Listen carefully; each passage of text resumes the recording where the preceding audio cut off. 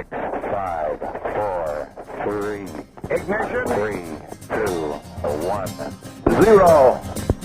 Roger. Liftoff. Liftoff. Bravo. Fox away. 7.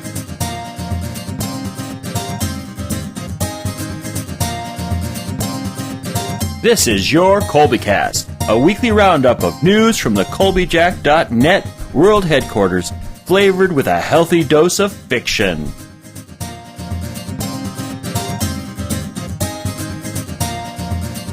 This is Colbycast 27 for June 15th, 2011. Push the button. Welcome. This is R.L. Ferguson. This week will be a bit different than previous weeks. To be honest, work on editing, recording, and soundtracking episodes is not exciting to anyone, especially when you aren't the one doing it. Heck, I'm tired of it myself. And to be truly honest, I have been distracted by events in the really real. It all started last week with a call from a recruiter. My most current degree is in mathematics with an emphasis on statistics. I did this in support of a career as an actuary. Along the way, I passed 2 exams and satisfied various other professional requirements. I had received a number of phone interviews in the past, but never made it to the face-to-face interview stage. This time, though, I made it through. I had the face-to-face. And to be honest, it scared me to death. I kept picturing a wide table with a panel of white-wigged, scowling individuals asking me grueling questions written to make a person squirm.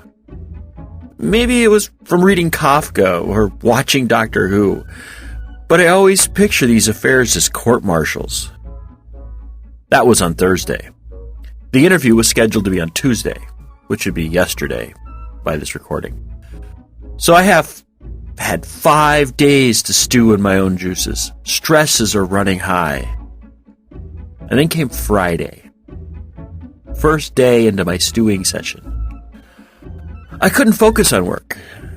I kept spinning lines of questions through my head. What kind of person are you? If you had your perfect job, what would it be like? Yada, yada. And wasn't getting any work done. Then the vet called. My wife and I live with 2 dogs, Colbyjack and Mary. Mary Doe for short. Colbyjack is a dog that graces the bannerhead on Colbyjack.net, and he's 4. Mary Doe is an 11-year-old German Shepherd Husky. She has had a number of health issues. Bad arthritis, a bit overweight, cranky. But she is our Mary Doe.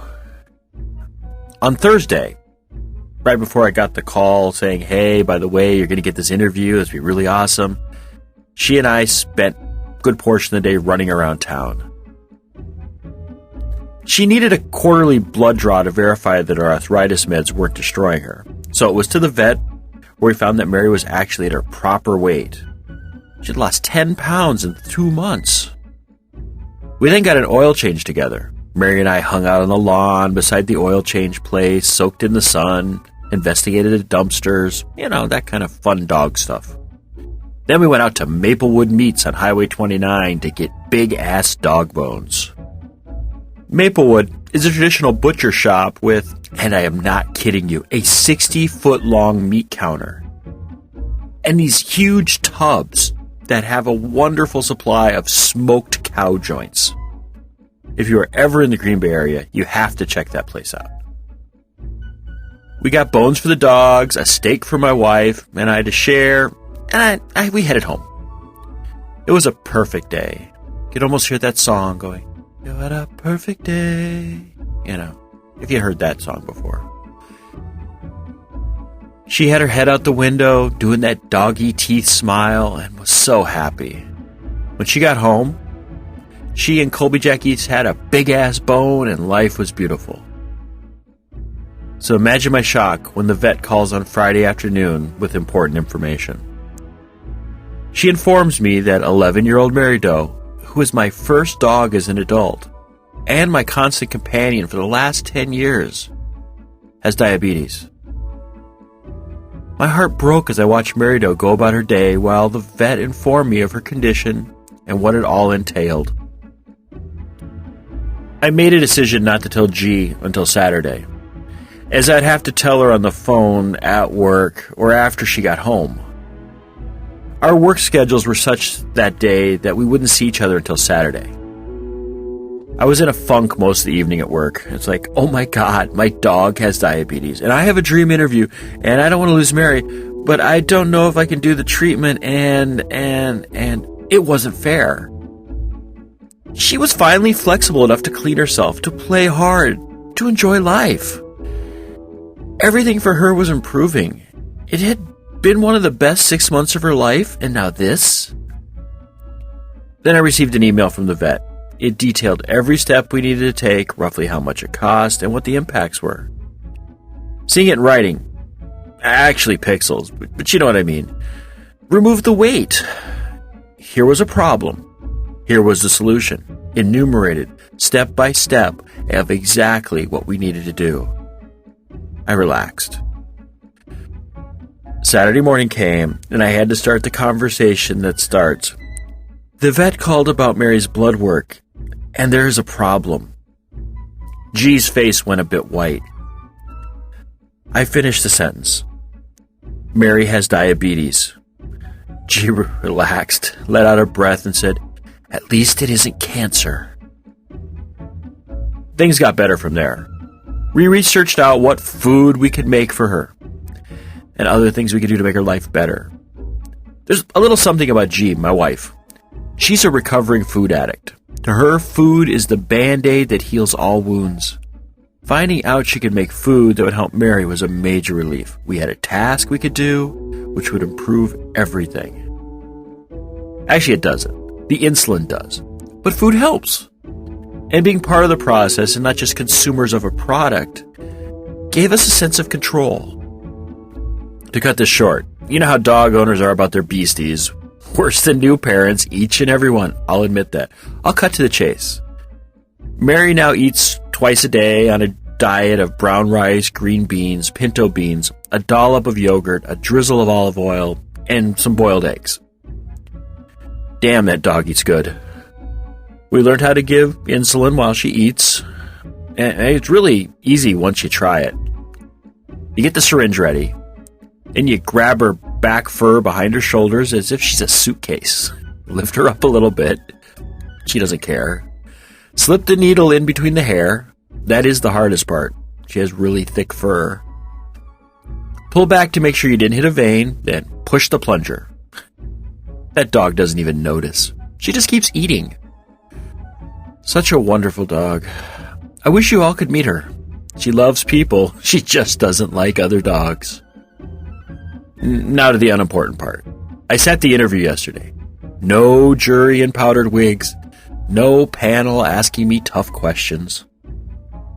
Just a series of one-on-one meetings with everyone from the director of the department to the programmers that are on the team. In the end, it was 5 interviews over 3.5 hours. It was grueling and crippling. I had a horrible headache all afternoon that only faded through the judicious application of naproxen. But it was a wonderful experience. If I get the job, that would be most awesomely excellent. If I don't, I will be disappointed, for the job is truly excellent. A true statistician's dream team with access to data sets that are simply amazing.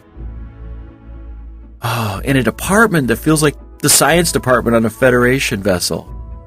Focused, professional, and simply amazing. No, the company doesn't have a holodeck, but one could wish.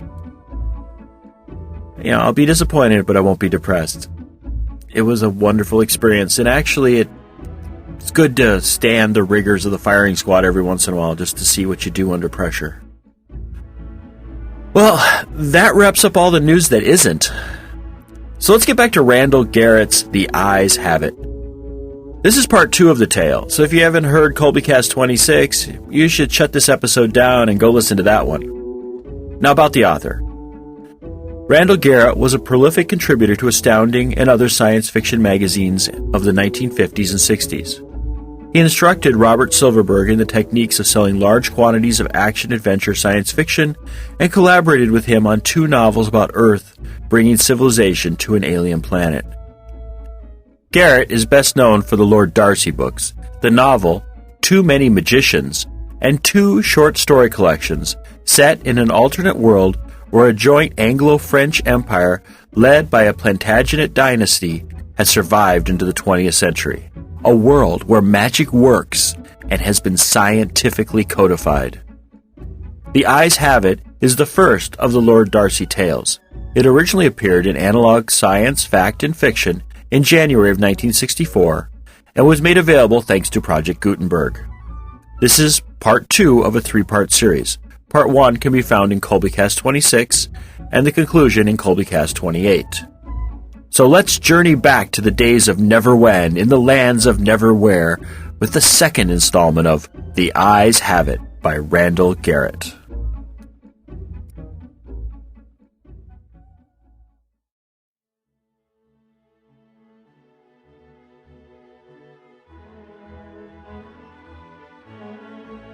The Eyes Have It by Randall Garrett, Part 2. The Count Devereux has been found dead in his chambers by his privy secretary, Sir Pierre. Dead from a gunshot to the chest. The Duke of Normandy, His Highness Sir Richard, has ordered Sir Darcy to investigate.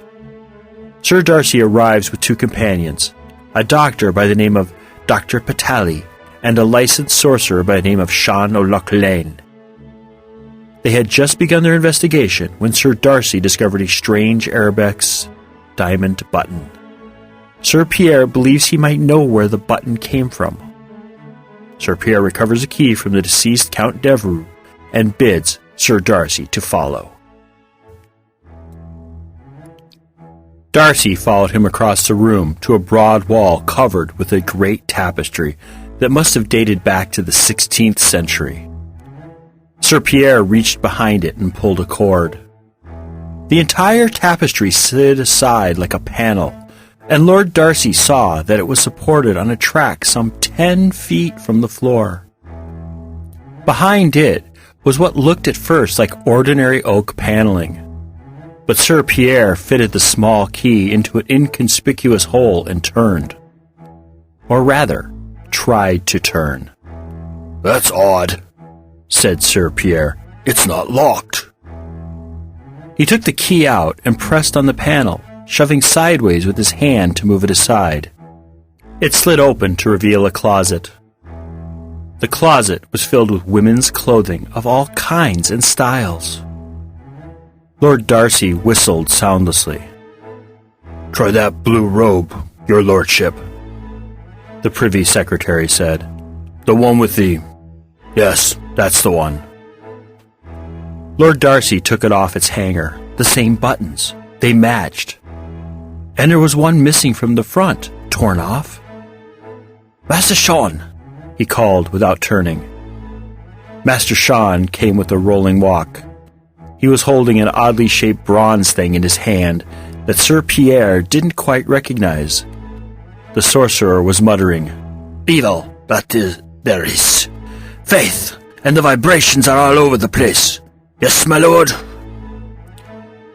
"Check this dress and the button when you get around to it. I want to know when the 2 parted company." "Yes, my lord." He draped the robe over one arm and dropped the button into a pouch at his belt. "I can tell you one thing, my lord. You talk about an evil miasma. This room has got it." He held up the object in his hand. "There's an underlying background, something that has been here for years, just seeping in. But on top of that, there's a hellish big blast of it superimposed. Fresh it is, and very strong." "I shouldn't be surprised, considering there was murder done here last night, or very nearly this morning," said Lord Darcy. Yes. Yes, my lord, the death is there. But there's something else. Something I can't place." "You can tell that just by holding that bronze cross in your hand?" Sir Pierre asked interestedly. Master Sean gave him a friendly scowl. "'Tisn't quite a cross, sir. This is what is known as a crux ansata. The ancient Egyptians called it an ankh. Notice the loop at the top instead of the straight piece of your true cross has. Now your true cross, if it were properly energized, blessed, do you see, your true cross would tend to dissipate the evil. The ankh merely vibrates the evil because of the closed loop at the top, which makes a return circuit. And it's not energized by blessing, but by another, spell." "Master Sean, we have a murder to investigate," said Lord Darcy. The sorcerer caught the tone of his voice and nodded quickly. "Yes, my lord," and he walked rollingly away. "Now where's that secret stairway you mentioned, Sir Pierre?" Lord Darcy asked. "This way, your lordship." He led Lord Darcy to a wall at right angles to the outer wall and slid back another tapestry. "Good heavens," Darcy muttered. "Does he have something concealed behind every arras in the place?" But he didn't say it loud enough for the Privy Secretary to hear. This time, what greeted them was a solid-seeming stone wall, but Sir Pierre pressed in on one small stone and a section of the wall swung back, exposing a stairway. "Oh, yes," Darcy said. "I see what he did. This is the old spiral staircase that goes around the inside of the keep. There are 2 doorways at the bottom. One opens into the courtyard, the other is a postern gate through the curtain wall to the outside. But that was closed up in the 16th century, so the only way out is into the courtyard." "Your lordship knows Castle Devereux, then?" Sir Pierre said. The knight himself was nearly 50, while Darcy was only in his 30s, and Sir Pierre had no recollection of Darcy's having been in the castle before. "Only by the plans in the royal archives. But I have made it a point to—" He stopped. "Dear me," he interrupted himself mildly. "What is that?" That was something that had been hidden by the arras until Sir Pierre had slid it aside and was still showing only a part of itself. It lay on the floor a foot or so from the secret door. Darcy knelt down and pulled the tapestry back from the object. "Well, well, a .28 two-shot pocket gun. Gold-chased, beautifully engraved, mother-of-pearl handle. A regular gem." He picked it up and examined it closely. "One shot fired." He stood up and showed it to Sir Pierre. "Ever see it before?" The Privy Secretary looked at the weapon closely. Then he shook his head. "Not that I recall, your lordship. It certainly isn't one of the Count's guns." "You're certain?" "Quite certain, your lordship. I'll show you the gun collection if you want. My lord, the Count didn't like tiny guns like that. He preferred a larger caliber. He would never have owned what he considered a toy." "Well, we'll have to look into it." He called over Master Sean again and gave the gun into his keeping. "And keep your eyes open for anything else of interest, Master Sean.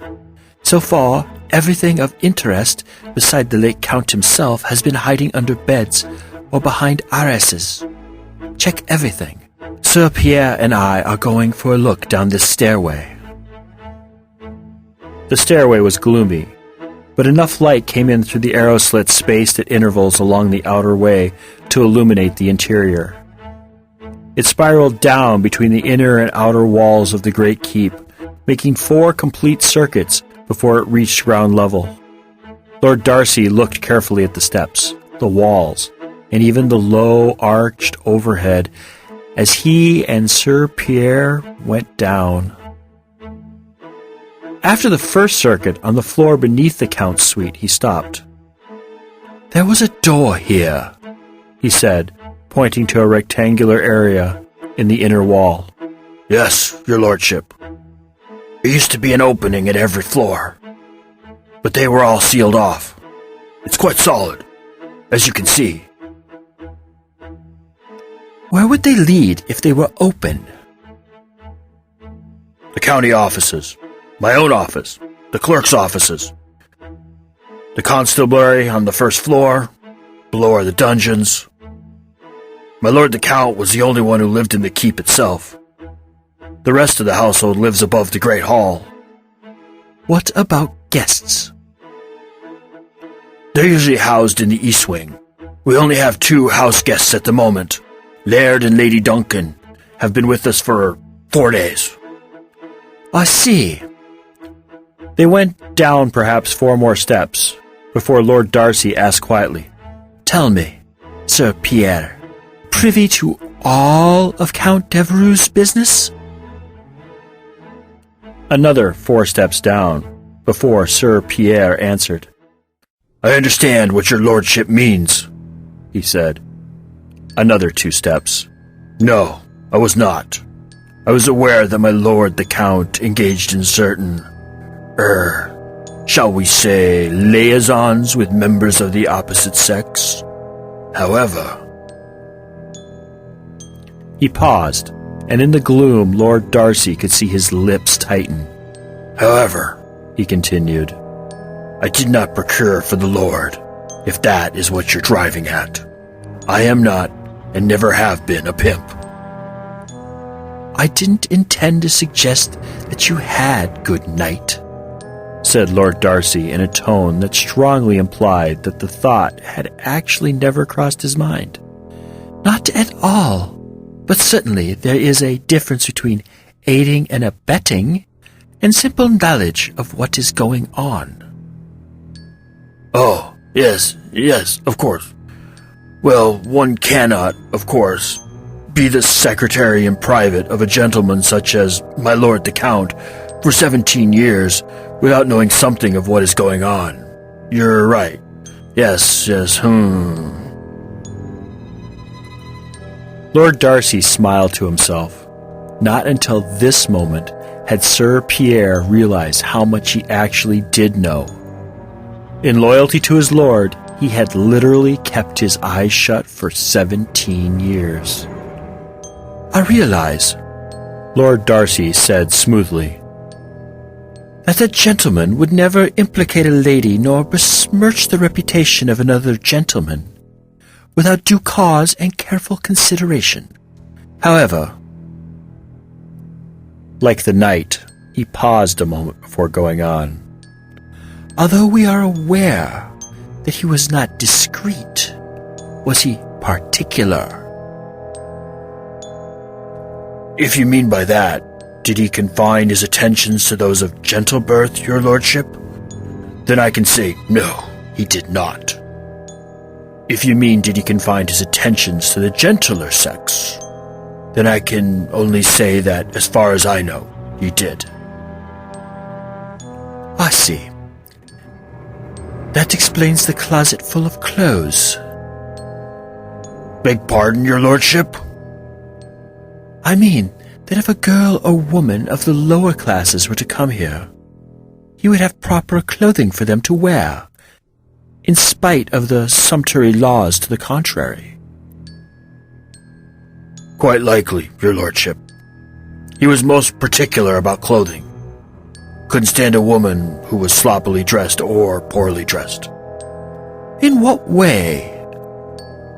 Well, for instance, I recall once that he saw a very pretty peasant girl. She was dressed in the common style, of course. But she was dressed neatly and prettily. My lord took a fancy to her. He said, "Now there's a lass who knows how to wear clothes. Put her in decent apparel, and she'd pass for a princess." But a girl who had a pretty face and a fine figure made no impression on him unless she wore her clothing well. If you see what I mean, your lordship. Did you ever know him to fancy a girl who dressed in an offhand manner? Lord Darcy asked. Only among the gently born, your lordship. He'd say, "Look at Lady So-and-so. Nice wench, if she'd let me teach her how to dress." You might say, your lordship, that a woman could be dressed commonly or sloppily, but not both. Judging by the stuff in that closet, Lord Darcy said, I should say that the late Count had excellent taste in feminine dress. Sir Pierre considered. Well, now, I wouldn't exactly say so, your lordship. He knew how clothes should be worn, yes. But he couldn't pick out a woman's gown of his own accord. He could choose his own clothing with impeccable taste, but he'd not any real notion of how a woman's clothing should go, if you see what I mean. All he knew was how good clothing should be worn, but he knew nothing about design for women's clothing. Then how did he get that closet full of clothes? Lord Darcy asked, puzzled. Sir Pierre chuckled. Very simply, your lordship. He knew that the Lady Alice had good taste, so he secretly instructed that each piece that Lady Alice ordered should be made in duplicate. With small variations, of course. I'm certain my lady wouldn't like it if she knew. I dare say not, said Lord Darcy thoughtfully. Here's the door to the courtyard, said Sir Pierre. I doubt that it had been opened in broad daylight for many years. He selected a key from the ring of the late Count and inserted it into the keyhole. The door swung back, revealing a large crucifix attached to its outer surface. Lord Darcy crossed himself. Lord in heaven, he said softly, what is this? He looked out into a small shrine. It was walled off from the courtyard and had a single small entrance some 10 feet from the doorway.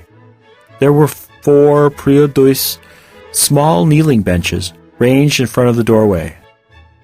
If I may explain, your lordship, Sir Pierre began. No need to, Lord Darcy said in a hard voice. It's rather obvious.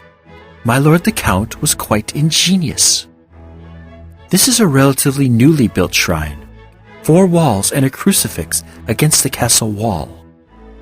Anyone could come in here day or night for prayer.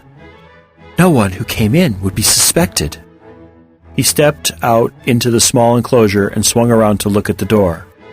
And when that door is closed, there is no sign that there is a door behind the crucifix.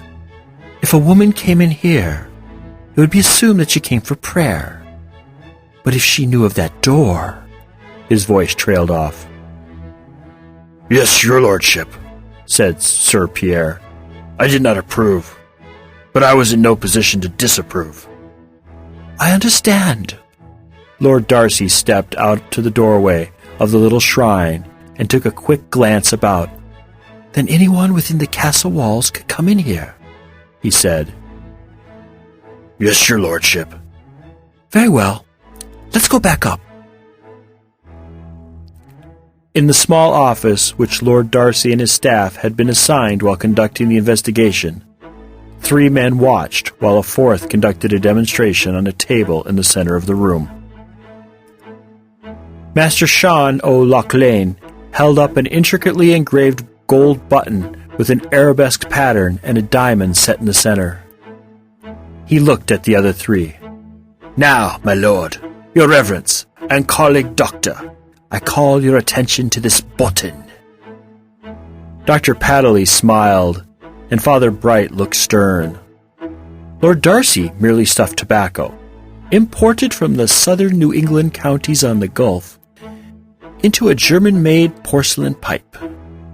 He allowed Master Sean a certain amount of flamboyance. Good sorcerers were hard to come by. Will you hold the robe, Dr. Padley? Thank you. Now stand back. That's it. Thank you. Now I place the button on the table, a good 10 feet from the robe. Then he muttered something under his breath and dusted a bit of powder on the button. He made a few passes over it with his hands, paused, and looked up at Father Bright. If you will, Reverend Sir. Father Bright solemnly raised his right hand, and as he made the sign of the cross, said, May this demonstration, O God, be in strict accord with the truth. And may the evil one not in any way deceive us who are witnesses hereto. In the name of the Father, and of the Son, and of the Holy Spirit. Amen. Amen, the other three chorused. Master Sean crossed himself, then muttered something under his breath. The button leaped from the table, slammed itself against the robe which Dr. Patterly held before him, and stuck there as though it had been sewn on by an expert. "Ha!" said Master Sean, "as I thought." He gave the other three men a broad, beaming smile. The two were definitely connected. Lord Darcy looked bored. "Time?" he asked. "In a moment, my lord," Master Sean said apologetically. "In a moment." While the other three watched, the sorcerer went through more spells with the button and the robe, although none were quite so spectacular as the first demonstration.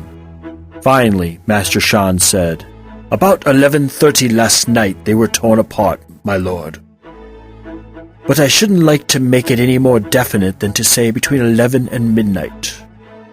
The speed with which it returned to its place shows that it was ripped off very rapidly, however." "Very good," said Lord Darcy. "Now the bullet, if you please." "Yes, my lord. This will have to be a bit different." He took more paraphernalia out of his large, symbol-decorated carpet bag. "The law of contagion, gently born, sirs, is a tricky thing to work with. If a man doesn't know how to handle it, he can get himself killed. We had an apprentice of the guild back in Cork who might have made a good sorcerer in time. He had the talent. Unfortunately, he didn't have the good sense to go with it. According to the law of contagion, any two objects which have ever been in contact with each other have an affinity for each other that is directly proportional to the product of the degree of relevancy of the contact and the length of time they were in contact, and inversely proportional to the length of time since they have ceased to be in contact." He gave a smiling glance to the priest. "That doesn't apply strictly to relics of the saints, Reverend Sir. There's another factor enters in there, as you know." As he spoke, the sorcerer was carefully clamping the little handgun into the padded vise, so that his barrel was parallel to the surface of the table. "Anyhow," he went on, "this apprentice, all of his own, decided to get rid of the cockroaches in his house. A simple thing, if one knows how to go about it. So he collected dust from various cracks and crannies about the house. Dust which contained, of course, the droppings of the pests. The dust, with the appropriate spells and ingredients, he boiled. It worked fine. The roaches all came down with a raging fever and died. Unfortunately, the clumsy lad had poor laboratory technique. He allowed 3 drops of his own perspiration to fall into the steaming pot over which he was working, and the resulting fever killed him, too." By this time, he had put the bullet, which Dr. Patterly had removed from the Count's body, on a small pedestal, so that it was exactly in line with the muzzle of the gun. "There now," he said softly. Then he repeated the incantation, and the powdering that he had used on the button. As the last symbol was formed by his lips, the bullet vanished with a ping! In its vise, the little gun vibrated. "Ah," said Master Sean, "no question there, eh? That's the death weapon, all right, my lord. Yes, time's almost exactly the same as that of the removal of the button. Not more than a few seconds later. Forms a picture, don't it, my lord? His lordship, the Count, jerks a button off the girl's gown. She outs with the gun and plugs him." Lord Darcy's handsome face scowled. "Let's not jump to any hasty conclusions, my good Sean. There's no evidence whatever that he was killed by a woman." "Would a man be wearing that gown, my lord?" "Possibly," said Lord Darcy. "But who says that anyone was wearing it when the button was removed?" "Oh." Master Sean subsided into silence. Using a small ramrod, he forced the bullet out of the chamber of the little pistol. "Father Bright," said Lord Darcy, Will the Countess be serving tea this afternoon?" The priest looked suddenly contrite. "Good heavens! None of you has eaten yet. I'll see that something is sent up right away. Lord Darcy, in the confusion." Lord Darcy held up a hand. "I beg your pardon, Father. That wasn't what I meant. I'm sure Master Sean and Dr. Padley would appreciate a little something, but I can wait until tea time. What I was thinking was that perhaps the Countess would ask her guests to tea. Does she know Laird and Lady Duncan well enough to ask for their sympathetic presence on such an afternoon as this?" Father Bright's eyes narrowed a trifle. "I dare say it could be arranged, Lord Darcy." "You will be there?" "Yes, but I may be a trifle late. That will hardly matter at an informal tea." The priest glanced at his watch. 4 o'clock? "I should think that would do it," said Lord Darcy. Father Bright nodded wordlessly and left the room. Dr. Padley took off his pince-nez and polished the lenses carefully with a silk handkerchief. "How long will your spell keep the body incorrupt, Master Sean?" he asked. "As long as it's relevant. As soon as the case is solved, or we have enough data to solve the case. As the case, maybe. He'll start to go. I'm not a saint, you know. It takes powerful motivation to keep a body incorrupt for years and years." Sir Pierre was eyeing the gown that Padley had put on the table. The button was still in place, as if held there by magnetism. He didn't touch it. "Master Sean, I don't know much about magic," he said. "But can't you find out who was wearing this robe just as easily as you found out that the button matched?" Master Sean wagged his head in a firm negative. "No, sir. 'Tisn't relevant, sir. The relevancy of the integrated dress as a whole is quite strong. So is that of the seamstress or tailor who made the garment, and that of the weaver who made the cloth. But except in certain circumstances, the person who wears or wore the garment has little actual relevancy to the garment itself." "I'm afraid I don't understand," said Sir Pierre, looking puzzled. "Look at this, sir. That gown wouldn't be what it is if the weaver hadn't made the cloth in that particular way. It wouldn't be what it is if the seamstress hadn't cut it in a particular way and sewed it in a specific manner. You follow, sir? Yes? Well, then, the connections between the garment and weaver and the garment and seamstress are strongly relevant. But this dress would still be pretty much what it is if it had stayed in the closet instead of being worn. No relevance, or very little. Now, if it were a well-worn garment, that would be different. That is, if it had always been worn by the same person. Then, you see, sir, the garment as a whole is what it is because of the wearing, and the wearer becomes relevant." He pointed at the little handgun he was still holding in his hand. "Now you take your gun. Here, sir, the—" "It isn't my gun," Sir Pierre interrupted firmly. "I was speaking rhetorically, sir," said Master Sean with infinite patience. "This gun, or any other gun in general, if you see what I mean, sir, it's even harder to place the ownership of a gun. Also, the wear on a gun is purely mechanical. It doesn't matter who pulls the trigger. You see, the erosion by the gases produced in the chamber and the wear caused by the bullet passing through the barrel will be the same. You see, sir, 'tisn't relevant to the gun who pulled its trigger or what it's fired at. The bullet's a slightly different matter. To the bullet, it is relevant which gun it was fired from and what it hit. All these things simply have to be taken into account, Sir Pierre." "I see," said the knight. "Very interesting, Master Sean."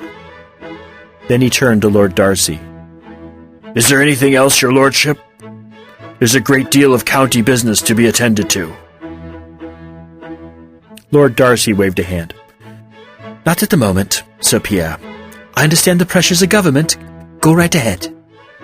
Thank you, your lordship. If anything further should be required, I shall be in my office. As soon as Sir Pierre had closed the door, Lord Darcy held out his hand toward the sorcerer. Master Sean, the gun. Master Sean handed it to him. Ever seen one like it before? He asked, turning it over in his hands. Not exactly like it, my lord. Come, Sean. Don't be so cautious. I am no sorcerer, but I don't need to know the laws of similarity to be able to recognize an obvious similarity. Edinburgh, said Master Sean flatly. Exactly. Scottish work. The typical Scot goldwork, remarkable beauty. And look at that lock. It has Scots written all over it. And more. Edinburgh, as you said. Dr. Paddley, having replaced his carefully polished glasses, leaned over and peered at the weapon in Lord Darcy's hand. Couldn't it be Italian, my lord? Or Moorish? In Moorish Spain they do work like that. No Moorish gunsmith would put a hunting scene on the butt, Lord Darcy said flatly. And the Italians wouldn't have put heather and thistles in the fields surrounding the huntsman. But the FDM engraved on the barrel, said Dr. Paddley, indicates the... Ferrari of Milan, said Lord Darcy. Exactly.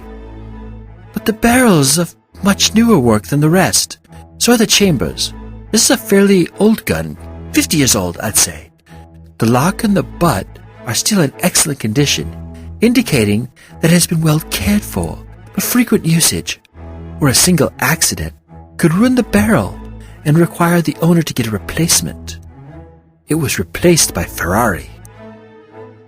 I see, said Dr. Paddley, somewhat humbled. If we open the lock... Master Sean, hand me your small screwdriver. Thank you.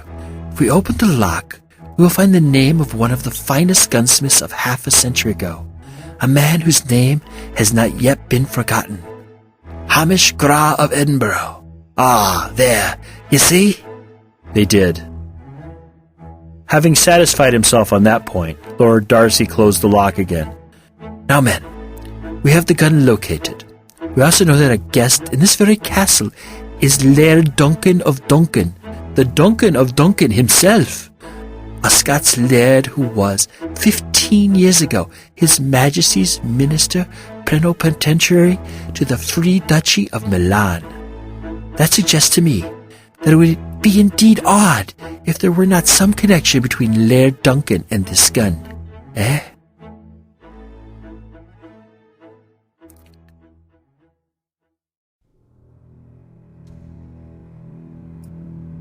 Come, Master Sean, said Lord Darcy rather impatiently. We haven't all the time in the world. Patience, my lord, patience, said the little sorcerer calmly. Can't hurry these things, you know. He was kneeling in front of a large, heavy traveling chest in the bedroom of the guest apartment, occupied temporarily by Laird and Lady Duncan, working on the lock. One position of a lock is just as relevant as the other. So you can't work with the bolt. But the pin tumblers in the cylinder, now that's a different matter. A lock's built so that the brakes in the tumblers are not related to the surface of the cylinder when the key is cut. But there is a relation when the key's in, so by taking advantage of that relevancy, the lock clicked open. Lord Darcy raised the lid gently. Carefully, my lord, Master Sean said in a warning voice. He's got a spell on that thing. Let me do it. He made Lord Darcy stand back and then lifted the lid of the heavy trunk himself. When it was leaned back against the wall, gaping open widely on its hinges, Master Sean took a long look at the trunk and its lid without touching either of them. There was a second lid on the trunk, a thin one, obviously operated by a simple bolt. Master Sean took his sorcerer's staff, a 5-foot heavy rod made of the wood of the quicken tree or mountain ash, and touched the inner lid. Nothing happened. He touched the bolt. Nothing. Master Sean murmured thoughtfully. He glanced around the room, and his eyes fell on a heavy stone doorstop.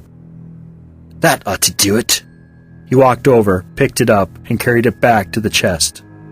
Then he put it on the rim of the chest in such a position that if the lid were to fall, it would be stopped by the doorstop. Then he put his hand in as if to lift the inner lid. The heavy outer lid swung forward and down of its own accord, moving with blurring speed, and slammed viciously against the doorstop. Lord Darcy massaged his right wrist gently, as if he felt where the lid would have hit if he had tried to open the inner lid. Trigger to slam if a human being sticks a hand in there, eh? Or a head, my lord. Not very effectual if you know what to look for. There are better spells than that for guarding things. Now we'll see what his lordship wants to protect so badly that he practices sorcery without a license. He lifted the lid again, and then opened the inner lid. It's safe now, my lord. Look at this!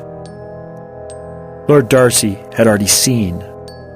Both men looked in silence at the collection of paraphernalia on the first tray of the chest.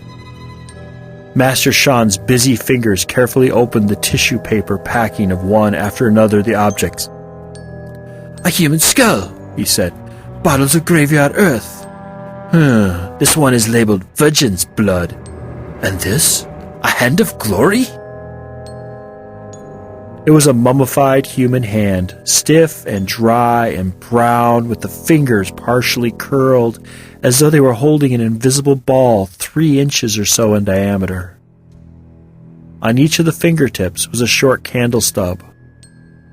When the hand was placed on its back, it would act as a candelabra. That pretty much settles it, eh, Master Sean? Lord Darcy said. Indeed, my lord. At the very least, we can get him for possession of materials. Black magic is a matter of symbolism and intent. Very well. I want a complete list of the contents of that trunk. Be sure to replace everything as it was and relock the trunk. He tugged thoughtfully at an earlobe. So, Laird Duncan has the talent. Yeah, interesting. Aye, but not surprising, my lord, said Master Sean without looking up from his work. It's in the blood. Some attribute it to the Danans, who passed through Scotland before they conquered Ireland 3,000 years ago. But, however that may be, the talent runs strong in the sons of Gaul. It makes me boil to see it misused. While Master Sean talked, Lord Darcy was prowling around the room, reminding one of a lean tomcat who was certain that there was a mouse concealed somewhere. It'll make Laird Duncan boil if he isn't stopped, Lord Darcy murmured absently. Eh, my lord, said Master Sean. The mental state necessary to use the talent for black sorcery is such that it invariably destroys the user. But if he knows what he's doing, a lot of other people are hurt before he finally gets his. Lord Darcy opened the jewel box on the dresser. The usual traveling jewelry. Enough, but not a great choice. A man's mind turns in on itself when he's taken up with hatred and thoughts of revenge, Master Sean droned on. Or, if he's the type who enjoys watching others suffer, or the type who doesn't care but is willing to do anything for gain, then his mind is already warped and the misuse of the talent just makes it worse. Lord Darcy found what he was looking for in a drawer, just underneath some neatly folded lingerie. A small holster, beautifully made of Florentine leather, gilded and tooled. He didn't need Master Sean's sorcery to tell him that the little pistol fit it like a hand in a glove.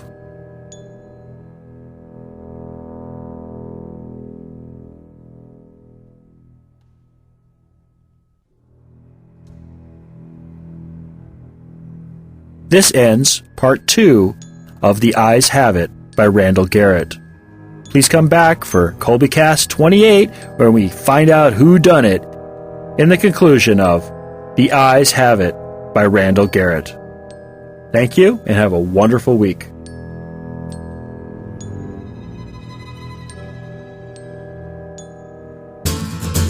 This has been a Colbycast episode. This work is distributed under a Creative Commons Attribution, Non-Commercial, No Derivatives license. Share it, link it, blog it, talk about it.